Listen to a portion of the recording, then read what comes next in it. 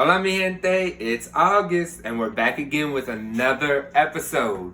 Today I'm finally going to show y'all how to make sofrito. Now sofrito is a vegetable herbal blend of different types of seasonings that is the base for a lot of Latin Caribbean dishes. You can use it to start off beans, soups, stews. Use it to marinate your meats. You can use sofrito for almost anything. And when it comes to most Cuban, Puerto Rican, and Dominican dishes, sofrito usually is the start. Now, before I go ahead and start, just a few little updates about the channel for y'all. I appreciate all my subscribers, all my viewers for joining us as we start along this cooking process. And while I did come up with the name The Cooking Pot, I took some time and thought. I was like, I just felt like the cooking pot was a little too meh.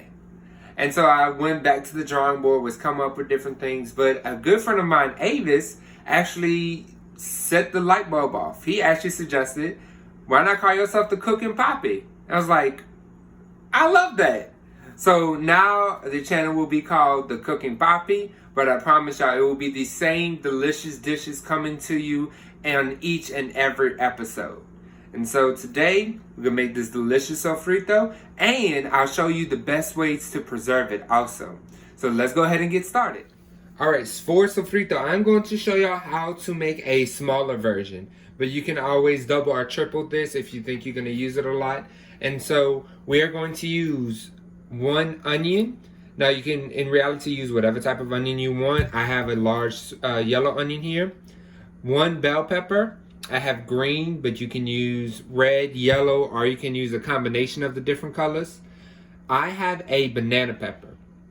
Traditionally, what will be used is ají dulce peppers, which are the very small sweet peppers. But in Texas, I couldn't find any of those, and so I got a banana pepper, which is also sweet. We are going to use about 6 to 7 cloves of garlic. I have these already peeled.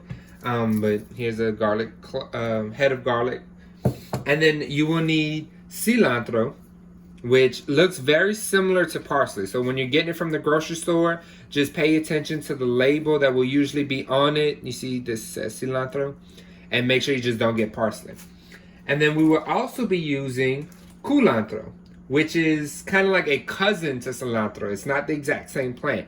It's more leafy, and it has kind of spines going along it. Now, culantro is going to be a little bit more difficult to find because cilantro is in most grocery stores. For culantro, you will probably have to end up going to a Latin American store or an Asian grocery store to find culantro. And then in some places, I know some of my subscribers in Los Angeles said that they cannot find culantro at all. So if you can find culantro, go ahead and use that. If you can't, then you can just substitute it with more cilantro. All right. So first we're gonna cut our onion.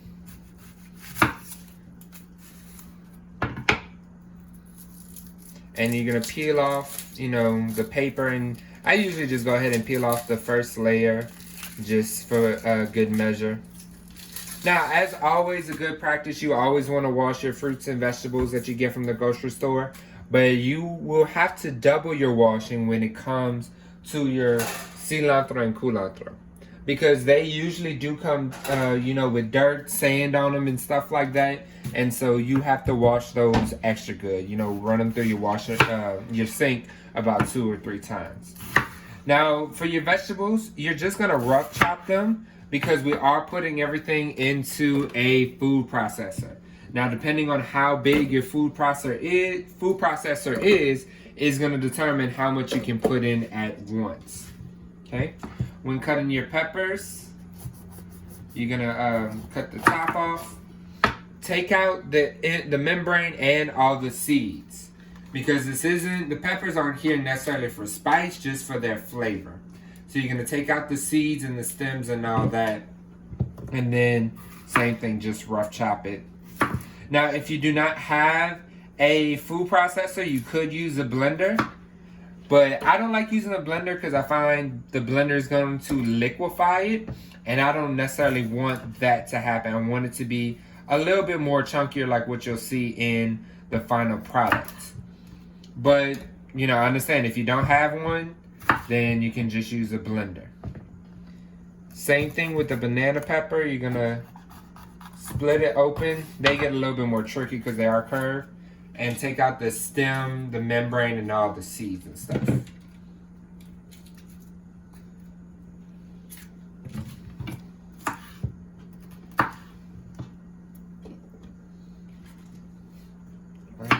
And for most of the sofrito, you know, it's just gonna be eyeballing. Generally, a general rule of thumb, if you want to make a small batch, just do a half of each. So half of onion, half of a bell pepper, half the banana pepper. We're gonna throw our garlic cloves in. Like I said, this here is, you know, 6 to 7, just depending on the size. And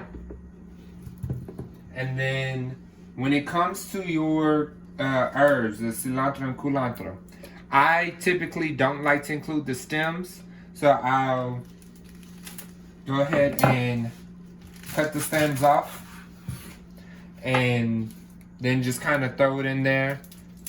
Like I said, if you get a real big leaf like this one, you can just break it apart.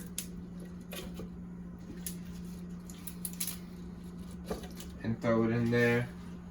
And I know some people don't like the taste of cilantro, but when it's cooking down with everything, like, you know, if you're cooking some beans, it's going to be really hard to taste it individually. So, you know, if you're one of those people that you're not big on cilantro, you know, don't necessarily get scared by the sofrito, because mixed in with all the other flavors, like with the sazon, the adobo, and everything, it's going to be hard to get that individual cilantro taste. So don't be too scared of it. All right. So if you look, my bowl is kind of full. So I'm going to go ahead, close it up. And since I have the onions at the bottom, I'm going to post it. Sorry, got to turn it on. I'm going to post it a few times. And then I'm going to hit blend.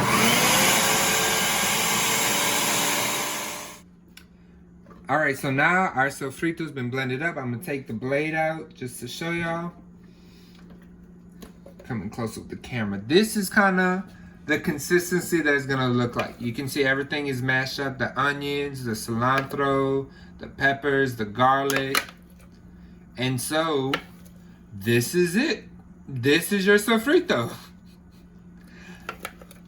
That's all it is. And then, you know, when you want to cook in it, so like you're making a can of beans. Put a little bit of oil in the pan, slap that on, saute for a little bit, then put your beans. It's going to step your beans up, make them 10 times better than they would be just straight out the can. All right? So where would I put this?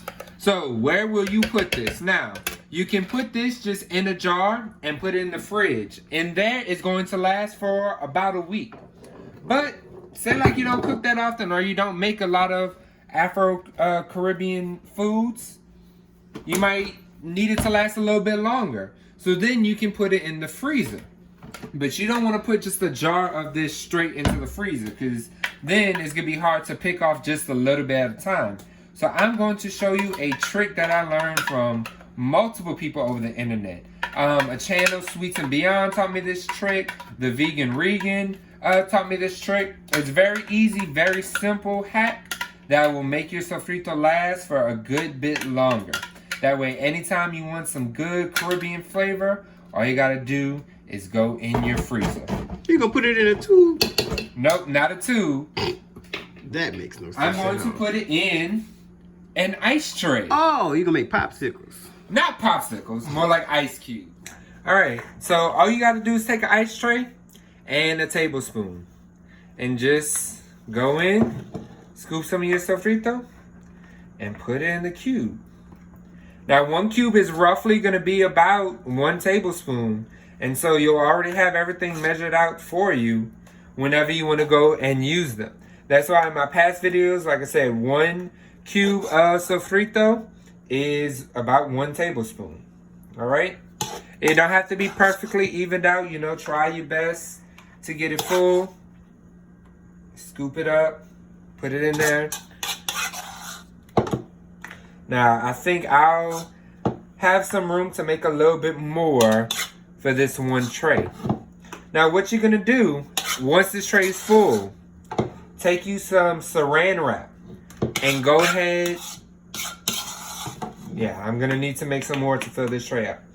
But once your tray is filled all the way, all the little squares are filled with a tablespoon, go ahead, take some saran wrap and wrap it around a few times. You want to go about 2 or 3 times around. Why is that? The reason because the onion, peppers, the cilantro, very strong taste. So you gonna make my fish taste like onions? Exactly. Your fish, if you have an ice tray in your fridge, all that ice is gonna start to taste like sofrito. And you know, you don't necessarily want sofrito ice with like some fruit punch. I don't think those flavors are gonna all go together. That's why when you go to some people's house and you get some ice from them and it tastes like fish tater. Yes, exactly. Because they're not storing stuff properly in their freezer. So you're gonna wrap this about 2 to 3 times. Wrap it very good, very tight. Now once it's finished freezing, you're not gonna leave it in here. Alright? So go ahead. What you gonna do? Freeze it overnight. Then you get you some Ziploc bags, a jar, whatever you have. You need to organize your freezer. And you can put them in a simple Ziploc bag. Keep them in there. You know, make sure you get as much ice, much air out. If it forms a little ice, that's okay. It's not going to taste freezer burnt. And this will make your sofrito last for about a month or 2. Oh, okay. So you don't put no toothpick in there and pull it out like popsicles? No, not like popsicles. Oh, okay. All right. And so that's pretty much it. That's how you make sofrito. Notice I did not add any salt or any other type of seasoning because I'm going to save that for when I actually cook my food. That way I can better control the seasoning. Because with the sofrito being all mixed up, it's kind of hard to determine how much salt, how much seasoning is in just 1 or 2 cubes. So then, you know, it's going to throw everything off. So, you know, you don't season the sofrito, season the food when you're cooking it. Because remember, you can always add some more, but you can't take any more out. Now, you don't have to use this method just for sofrito. You can make Caribbean green seasoning the same way, which uses onion, peppers, but also parsley and thyme. For my Louisiana folks, you could use this for the Holy Trinity. So rough chop you some onions, bell peppers, celery. Throw some garlic in there. Blend it up. Same thing. So any kind of seasoning blend that you use that's going to use those vegetables and herbs, you can use that for any of those type of blends. Rough chop it, put it through a food processor, freeze it, and then you'll have them on the go. It'll make things a lot quicker, and you're cooking with nice, fresh ingredients, not from a jar. Because, you know, that jar process has a lot of sodium. All that's going to add up. It's going to take away from your health. So try to cook fresh as much as you can. Use the freezer. Freezer's your friend. It's going to help you save that food for a little bit longer. Like I said, sofrito, Holy Trinity, Caribbean green seasoning. Even if you're not cooking a dish that is specifically Latin American or Louisiana, you can use them with so many other dishes to boost up some flavor, to just give it a nice little kick of flavor. I can add it to eggs. Sure, you can add it to eggs if that's your thing. I mean, people add onions and peppers to eggs all the time and omelets. So you can go ahead and add this. Oh, I can try some sofrito in my eggs. Yes, baby. ¿Cómo se dice eggs? Huevos. Huevos? Yes. Oh. He's trying to learn some Spanish, y'all. So, you know, he getting there. He getting there.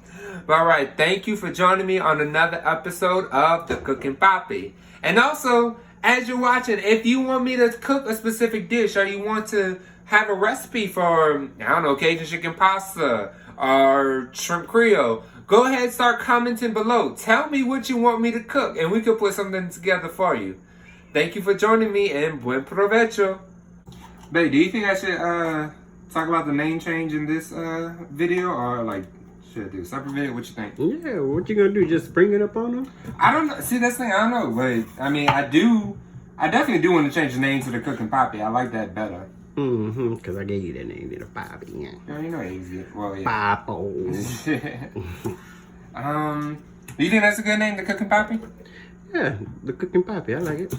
The Cooking Papi. Come on, theme song. Papi, Papi, I got my own knife. Girl, we can do it. It's a sister thing. I can't. Girl, don't sue us, Disney.